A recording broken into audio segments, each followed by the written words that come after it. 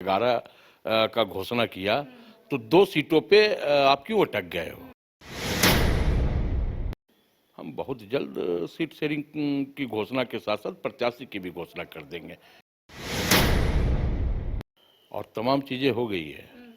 हमें जब मीडिया में बताना होगा हम बता देंगे। भारतीय जनता पार्टी के बहुत ही कद्दावर नेता का तांता कांग्रेस में लगा हुआ है। भारतीय जनता पार्टी के भी बहुत बड़े बड़े नेता इस राज्य में जिनको टिकट मिल गया है वो भी कांग्रेस में आने को इच्छुक हैं। आगामी लोकसभा चुनाव को लेकर भारतीय जनता पार्टी ने 11 लोकसभा क्षेत्रों के लिए उम्मीदवारों की घोषणा कर दी है, लेकिन अब तक कांग्रेस या फिर झारखंड मुक्ति मोर्चा की बात कर लेंगे तो उम्मीदवारों की घोषणा नहीं की है। आज बातचीत करने के लिए हमारे साथ कांग्रेस के महासचिव राकेश सिन्हा मौजूद है। बातचीत करेंगे कि बीजेपी ने 11 लोकसभा क्षेत्रों के लिए उम्मीदवारों की घोषणा कर दी है। आप लोग इतना लेट क्यों कर रहे हैं? क्योंकि एक और कहा जा रहा है कि आने वाले समय में चीजें स्पष्ट होगी, लेकिन कब होगी? अब ज्यादा समय नहीं बचा हुआ है। भारतीय जनता पार्टी भी 3 सीट की घोषणा अभी तक नहीं कर पाई है।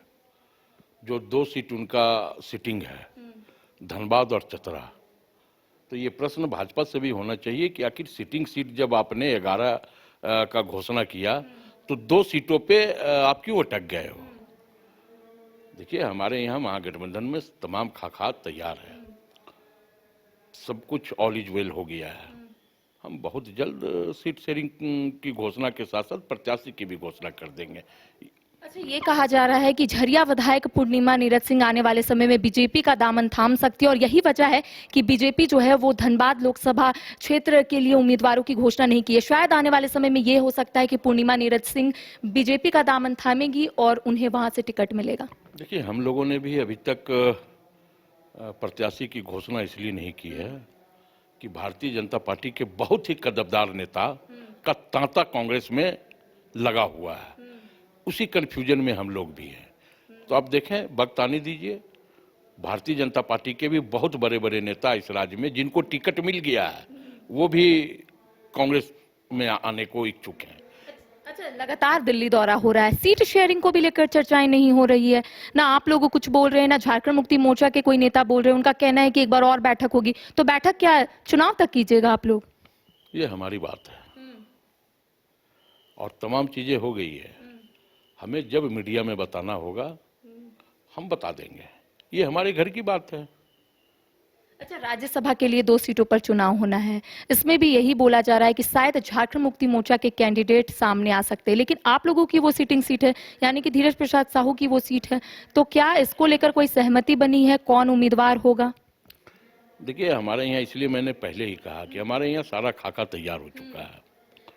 कौन उम्मीदवार होगा, हम महागठबंधन की बात कर रहे हैं। तो स्वाभाविक तौर पे जब हम साझेदारी की बात करते हैं तो हिस्सेदारी में बहुत बड़ा जीत नहीं होता, क्योंकि हमारा मकसद बहुत बड़ा है और जब हम कोई बड़े मकसद से निकलते हैं तो छोटी छोटी बातों पर हम ध्यान नहीं देते हैं। हमारा मकसद है किसानों को एमएसपी दिलाने का, हमारा मकसद है युवाओं को रोजगार दिलाने का, हमारा मकसद है महिलाओं की सम्मान का रक्षा करने का, हमारा मकसद है लोकतंत्र को बचाने का, हमारा मकसद है इस देश में नाथूराम गोडसे के आइडियोलॉजी को खत्म करके फिर से गांधी के आइडियोलॉजी को स्थापित करने का। राकेश जी, आपको नहीं लगता है कि कांग्रेस की जो विचारधारा है शायद आपके ही सांसद और विधायक नहीं समझ पा रहे हैं?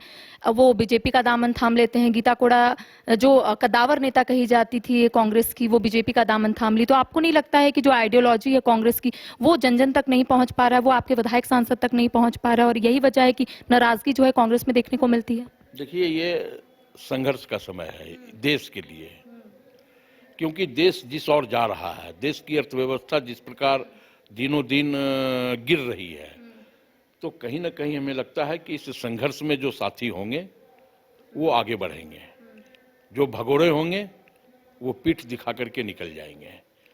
जो सीने पे गोली खाने वाले हम लोग हैं और जिनकी मादा सीने पे गोली खाने की है वही कांग्रेस पार्टी में है। कांग्रेस की एकमात्र सांसद हुआ करती थी गीता कोड़ा।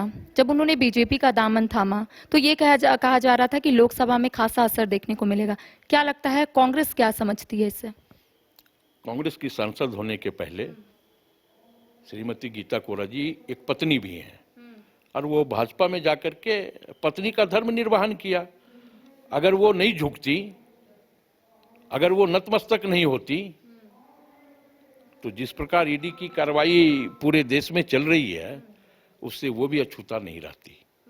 तो नतमस्तक हो गई हैं। मतलब आपका कहना है कि मधु कोड़ा के ऊपर जितने भी मामले चल रहे हैं, शायद यही वजह है कि गीता कोड़ा बीजेपी का दामन थामी है? मैंने किसी का नाम नहीं लिया, लेकिन जो ईडी की कार्रवाई पूरे देश में चल रही है, कहीं ना कहीं अगर कोई अपने परिवार को बचाने के लिए नतमस्तक होता है, तो वो उनकी मर्जी। अच्छा, पूर्व मुख्यमंत्री हेमंत सोरेन की धर्मपत्नी कल्पना सोरेन ने सक्रिय राजनीति की शुरुआत की है गिरिडीह से। क्या लगता है कितना असर होगा लोकसभा चुनाव में, क्योंकि लगातार वो सभा को संबोधित कर रही है और यही बोल रही है कि बीजेपी के षड्यंत्र के तहत पूर्व मुख्यमंत्री हेमंत सोरेन जेल गए हुए। तो क्या लगता है कि उनका आना राजनीति में आप लोगों को कितना फायदा होगा? देखिए, हम राजनीति में फायदे और नुकसान की बात नहीं करते हैं। जिस प्रकार माननीय हेमंत सोरेन जी को एक साजिश के तहत फंसाया गया, उनको जेल भेजा गया, तो कहीं ना कहीं जनता में तो इसका रोष है और भाजपा इसलिए बेचैन है क्योंकि भाजपा को महिला से और खास करके आदिवासी महिला से बहुत ज्यादा चिढ़ है, क्योंकि देश के सर्वोच्च पद पर बैठी व्यक्ति जो आदिवासी भी हैं और महिला भी हैं, उनके साथ भी इस तरह की घटना घटी कि संसद के उद्घाटन में, शिलान्यास में उनको आमंत्रित नहीं किया गया। कहा जा रहा है कि कांग्रेस में सब कुछ ऑल इज वेल नहीं है। हालांकि आपने कहा सब कुछ ऑल इज वेल है, लेकिन मंत्री आलमगीर आलम थोड़े कटे कटे लग रहे हैं। कोई भी सरकारी कार्यक्रम में वो मौजूद नहीं रह रहे। हालांकि ऐसा देखा जाता था, कैबिनेट की बैठक में वो आते थे या फिर राज्य स्तरीय कोई कार्यक्रम है तो उसमें वो शिरकत करते थे, लेकिन आलमगीर आलम पूरे तरीके से अपने आप को अलग कर लिए। तो क्या सब कुछ कांग्रेस में ऑल इज वेल है? कहाँ आपने दिखा? आलमगीर आलम पूरी तरह सक्रिय हैं। क्या बात है? कैबिनेट की बैठक में नहीं दिखे, राज्य स्तरीय कार्यक्रम में नहीं दिखे। मैं बता रहा हूं, क्योंकि मंत्री पद के ओथ लेने के बाद वो उम्रा करने के लिए देश से बाहर गए हुए थे। तो आस्था भी कोई बड़ी चीज होती है, एक बड़ी चीज होती है, और अगर वो आस्था में है तो इसको भी राजनीति से नहीं जोड़ना चाहिए। आलमगीर आलम हर कार्यक्रम में उपस्थित रहे हैं, कैबिनेट की बैठक में उपस्थित रहे हैं, कांग्रेस के तमाम कार्यक्रमों में वो उपस्थित रहे हैं। देखिए, ये टीआरपी होता है, इसी को हम टीआरपी कहते हैं, और ये टीआरपी कांग्रेस के ऊपर ही है। क्योंकि कांग्रेस के ही विधायक नाराज रहते, दिल्ली चले जाते और बोलते प्रदेश नेतृत्व की चूक है। मैं बता रहा हूं, क्योंकि कांग्रेस से आप लोगों का इतना प्रेम है कि उस प्रेम के कारण कांग्रेस को हमेशा आप लोग सुर्खियों में देखना चाहते हैं, और जब हम सुर्खियों में आप देखना चाहते हैं तो इसी टाइप का हवा जो है मीडिया के द्वारा बनाया जाता है कि आलमगीर साहब कैबिनेट में नहीं है, आलमगीर साहब सरकारी कार्यक्रमों में नहीं है। आलमगीर साहब सरकार के हर कार्यक्रम में उपस्थित है, उनकी तस्वीर साझा होती है। अच्छा, सुर्खियों में हम लोग नहीं देखना चाहते, सुर्खियों में आप ही के विधायक कांग्रेस को कहीं ना कहीं आगे रखते हैं, बोलते हैं प्रदेश नेतृत्व का गलती है, चार मंत्री अच्छे से काम नहीं करते हैं, जीरो परफॉर्मेंस रहा है, फिर भी उन लोगों को एक बार फिर से मंत्री बनने का मौका मिला है। यही लोकतंत्र को हम लोग स्थापित करना चाहते हैं पुनः देश में। आप भाजपा में पूछिए, है लोकतंत्र? ये लोकतंत्र कांग्रेस में है, क्योंकि लोकतंत्र किसे कहते हैं? अपनी वाणी की ही अभिव्यक्ति ही लोकतंत्र कहलाती है, और अगर मेरे मन में किसी प्रकार की कोई बात है तो हम उसको कहते हैं, और ये सिर्फ कांग्रेस में ही हो सकता है, क्योंकि हम लोगों ने लोकतंत्र की स्थापना की है। बदलाव नहीं होता है। बदलाव हो नहीं हो, लेकिन लोकतंत्र स्थापित है। आगामी लोकसभा चुनाव को लेकर सभी राजनीतिक दल जरूर तैयारियों में जुट चुके हैं। कांग्रेस की ओर से फिलहाल सीट शेयरिंग के साथ साथ अभी तक ये नहीं पता चला है कि आखिर उम्मीदवार कौन होंगे। इसके साथ ही कल्पना सोरेन ने सक्रिय राजनीति की शुरुआत की, आखिर कितना असर होगा इसको लेकर हमने कांग्रेस के महासचिव राकेश सिन्हा से बातचीत की। इन्होंने क्या कुछ कहा है आपने सुना। फिलहाल मुझे और सहयोगी नूतन को दे इजाजत। नमस्कार। घर के लिए ग्रोसरीज की जरूरत हो या चाहिए फल और सब्जी, डेयरी या बेकरी प्रोडक्ट्स चाहिए या beverages, snacks and branded foods चाहिए हो या ब्यूटी प्रोडक्ट्स, अब इनके लिए अलग अलग दुकानों की तलाश हुई खत्म, क्योंकि रांची में खुल गया है केस्टो मार्ट, जो रखे आपका और आपके बजट का ख्याल।